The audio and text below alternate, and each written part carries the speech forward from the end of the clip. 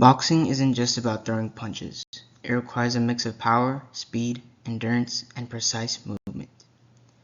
For this project, I designed a 12-month training program for an amateur boxer to improve overall performance and prepare for his upcoming competition. Let's start with the athlete profile. Our athlete's name is Emmanuel Muiyu. He's a male at about 22 years of age. He stands about 65.5 inches tall and weighs around 146 pounds. His main sport is boxing, in which he has 3 to 4 years of experience. He also has 3 years of aerobic and resistance training under his belt, and he'll be classified under intermediate to advanced. Some past injuries include multiple concussions and contusions, facial lacerations, and a sprained wrist. Alright, let's go over some goals and limitations that Emmanuel has.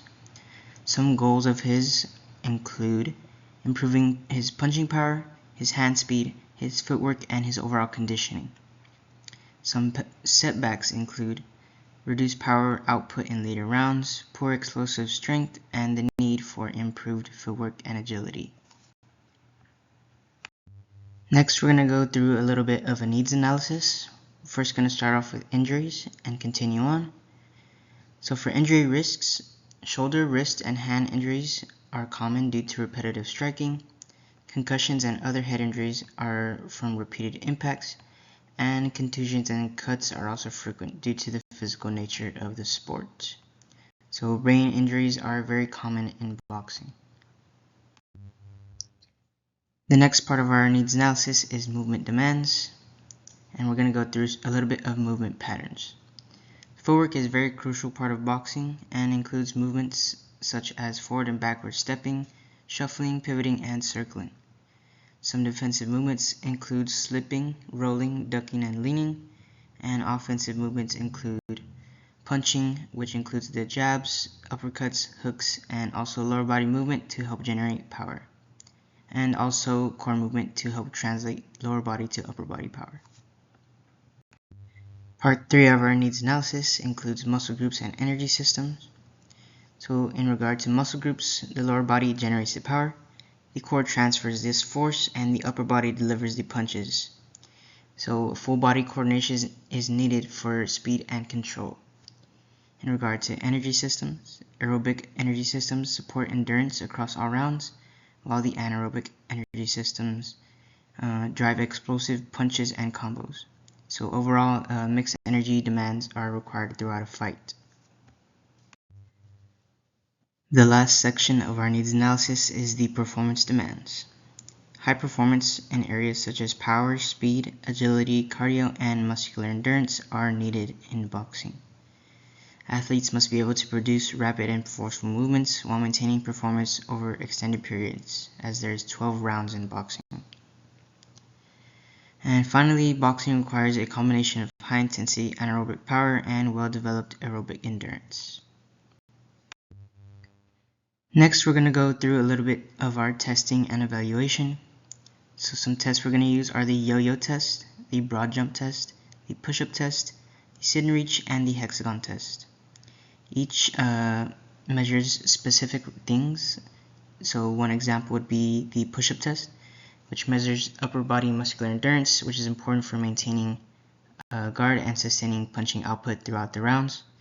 And the hexagon test, which measures agility, coordination, and balance, which reflects quick directional change and footwork ability.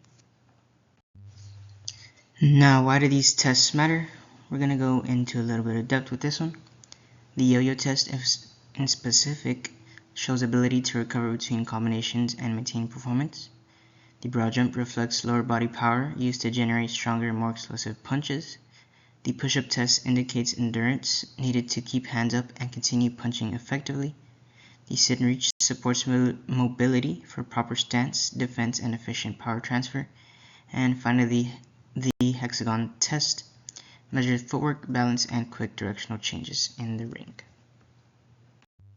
Next, we're going to get into some periodization. This is a 12-month plan divided into structured phases. The first phase includes building base with strength, conditioning, and movement. Next, you progress to strength, power, and sport-specific training. Then, you peak with speed, explosiveness, and performance focus near the competition phase, and then you finish with recovery before restarting the cycle again. So for the general preparatory phase, we're going to focus on high volume and low intensity training and try to build muscle. We're going to develop movement quality and technique, establish aerobic conditioning, and prepare for later high intensity phases.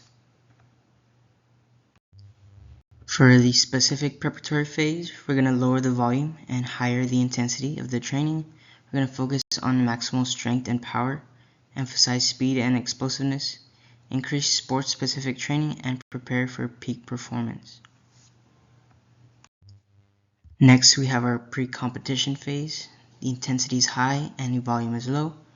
There's a high focus on power, speed, and explosiveness. We're emphasizing sport-specific drills such as sparring. We're improving our reaction time and fight simulation. And we're going to peak at our performance and reduce fatigue before we get to our competition. Now that we made it to competition, we're going to focus on maintaining performance while managing fatigue.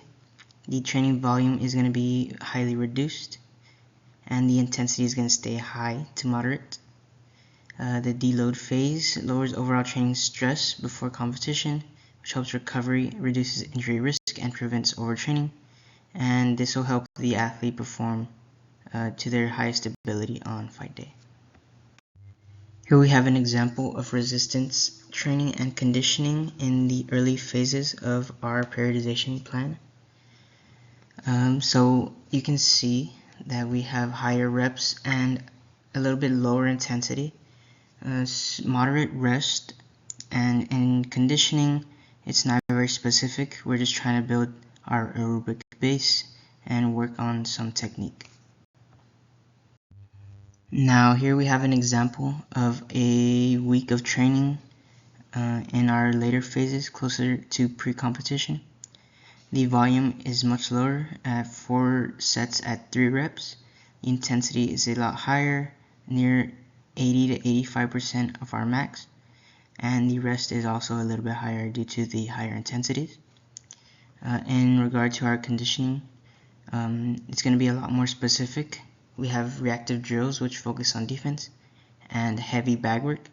As we approach competition, these drills will get more specific and may include things such as sparring. Now that we've finished up our periodization, we're going to go through a little bit of a warm-up, which is focused around the RAMP model, which is raise, activate, mobilize, and potentiate. And here is a little bit of an example table just for you to look at.